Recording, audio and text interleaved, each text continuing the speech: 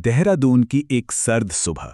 बाहर हल्की हल्की धुंध छाई हुई है और घड़ी में सुबह के ठीक 6 बज रहे हैं। आइए आज के इस विश्लेषण में किसी भी तरह की लंबी चौड़ी भूमिका बांधे बिना सीधे इसी दृश्य से शुरुआत करते हैं। बाहर से देखने पर यह किसी भी आम घर की आम सुबह लग सकती है, लेकिन इन दीवारों के भीतर ये एक बेहद खास दिनचर्या की शुरुआत है। ये सिर्फ 2 लोगों की कहानी नहीं है, बल्कि ये समझने का एक बेहद खूबसूरत और मार्मिक तरीका है कि जब हमारी यादें हमारा साथ छोड़ने लगती हैं, तब इंसान का दिमाग और दिल असल में कैसे काम करता है। तो चलिए इस दिनचर्या को थोड़ा और करीब से देखते हैं। 80 साल के हरिशंकर जोशी जी रोज की तरह बरामदे में आते हैं। उनके हाथों में चाय के 2 कप हैं। एक कप बिल्कुल बिना चीनी का है और दूसरे में डाली गई हैं ठीक 2 चम्मच चीनी। ये जो दूसरा कप है ना, ये उनकी 78 साल की पत्नी कमला जी के लिए है। अब हैरानी की बात देखिए, हरिशंकर जी को ये देखने की जरूरत तक नहीं पड़ती कि कौन सा कप किसका है। उनके हाथ बिना एक सेकंड सोचे सही कप सीधा कमला की ओर बढ़ा देते हैं। पर यहीं पर एक बहुत ही अजीब और गहरा विरोधाभास सामने आता है। जैसे ही हरिशंकर कप आगे बढ़ाते हैं, वो बड़े प्यार से कहते हैं, लो बिट्टो। और सामने से कमला बिना किसी झल्लाहट के मुस्कुराते हुए जवाब देती हैं, मैं बिट्टो नहीं, कमला हूं। असल में हरिशंकर अक्सर अपनी पोती बिट्टो, जो कनाडा में रहती है, और अपनी पत्नी के बीच कंफ्यूज हो जाते हैं। वो थोड़ा चौंकते हैं और फिर अपनी ही बात पर हंस देते हैं। जरा सोचिए, चाय में चीनी की सटीक मात्रा उन्हें बिना सोचे याद रहती है, लेकिन पिछले 3 सालों से हर सुबह अपनी पत्नी का नाम पहचानने में होने वाली ये चूक उनकी दिनचर्या का एक पक्का हिस्सा बन गई है।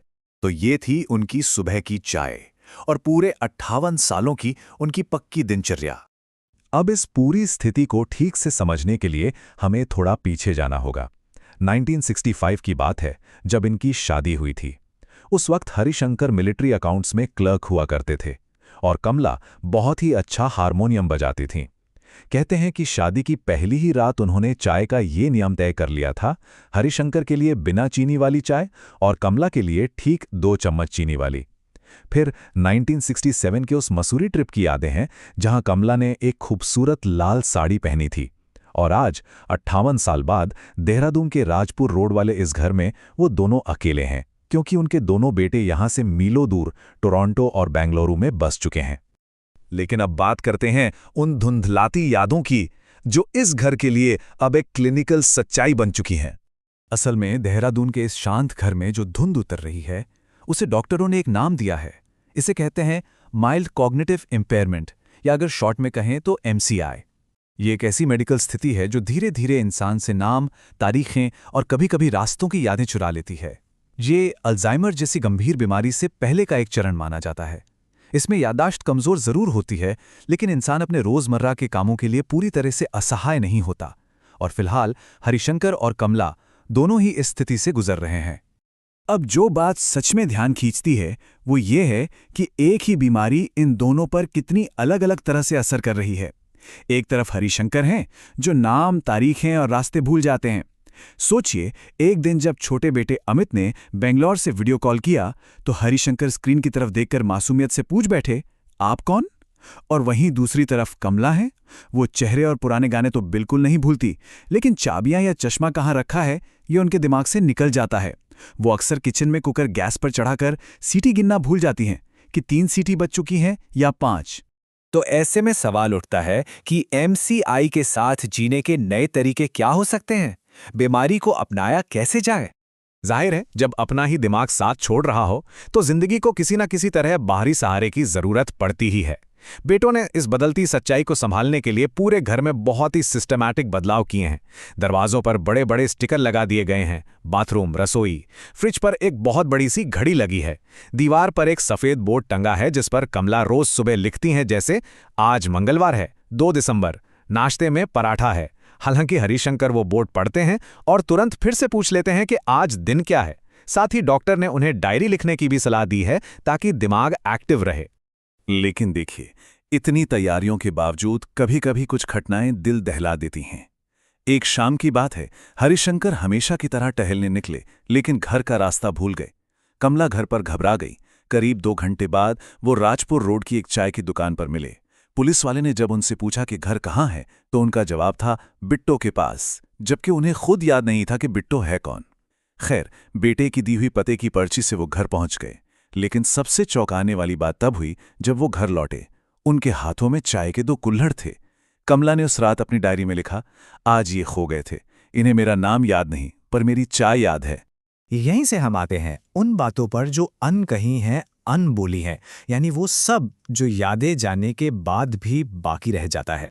हम अक्सर सोचते हैं कि जब मन सब कुछ भूलने लगता है तो शरीर क्या याद रखता है। मेडिकल साइंस की भाषा में इसे मसल मेमोरी कहते हैं, यानी किसी काम को इतनी बार करना कि शरीर उसे बिना सोचे समझे अपने आप करने लगे।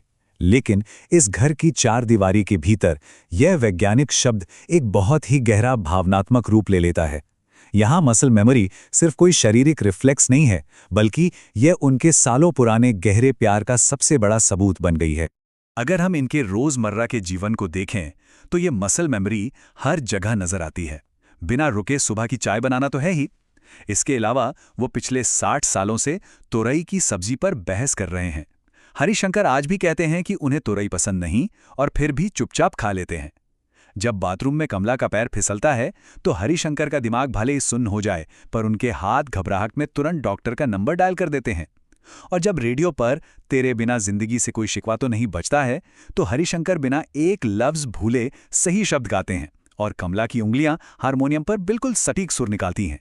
रात को अचानक लाइट जाने पर अंधेरे में भी हरिशंकर का हाथ अपने आप कमला का हाथ ढूंढ लेता है, और यही छोटी छोटी बातें मिलकर बनाती हैं यादों से बना एक घर।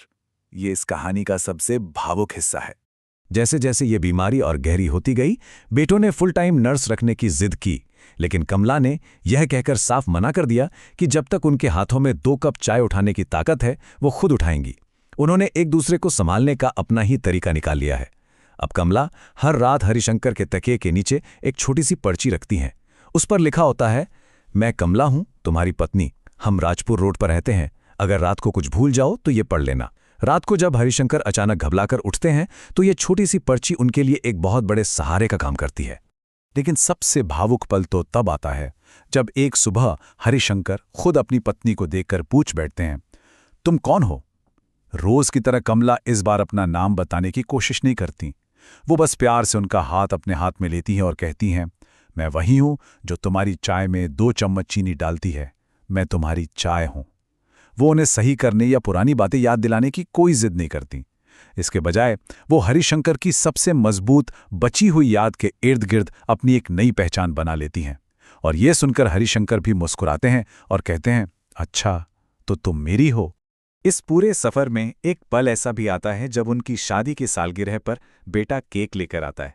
हरिशंकर को बिल्कुल नहीं पता कि ये केक किसके लिए है या सालगिरह क्या चीज़ होती है, लेकिन जब बेटा मजाक में पूछता है कि उनके साथ खड़ी ये महिला कौन है, तो वो बड़ी मासूमियत से कहते हैं, अच्छी लगती हैं। वो सब कुछ भूल रहे हैं, अपने घर का पता, अपने खुद के बेटे का चेहरा, यहाँ तक कि अपना खुद का नाम भी। लेकिन यहीं पर हमें एक बहुत बड़ी बात समझ आती है, घर ईंटों से नहीं बल्कि यादों से बनता है।